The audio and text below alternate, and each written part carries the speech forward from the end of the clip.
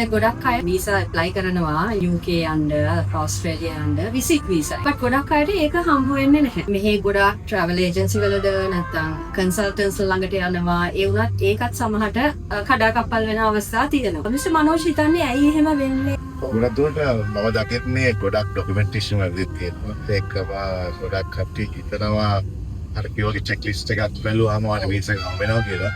ඒත් ඒක හිතන දේ තමයි සමහර විට මම මෙතනින් වීසා එක අරන් ගියා කියලා ගොඩක් කරනවා. මම කියන්නේ මට එන කෝල්ස් අන්න මොකද මගේ වීඩියෝස් බලලා ගොඩක් කට්ටිය කෝල්ස් එනවා මෙච්චර රිවිෂන් ලා දෙනවා. ඒගොල්ලෝ හිතන්නේ මම මෙතනින් ගියා ස්ටුඩන්ට් වීසා එකකින් ඉතින් එයා අපිට විසිට් වීසා එක කරයි.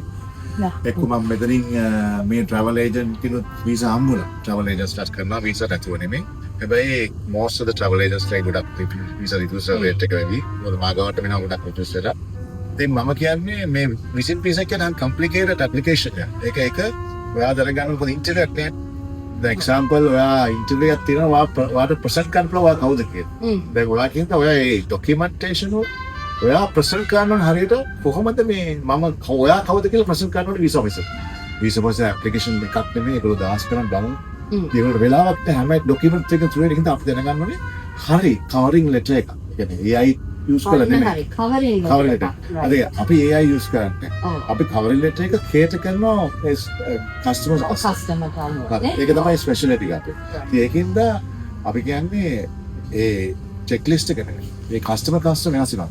මටම සල්ලි නේ සල්ලි නැති වෙන්න පුළුවන් සල්ලි තියෙන්න පුළුවන් සල්ලි වැඩි වුණත් ප්‍රශ්න. ඒක තමයි ඇප්ලිකේෂන් එක හරියම සූක්ෂම ලෙස අපි බැලන්ස් කරන්න ඕනේ වීසා ඔෆිසර්ට හරියට සිම්පල් විදිහට දෙන්න ඕනේ ඇප්ලිකේෂන් එක තමයි සක්සස් එක MCS කන්සෙප්ට්.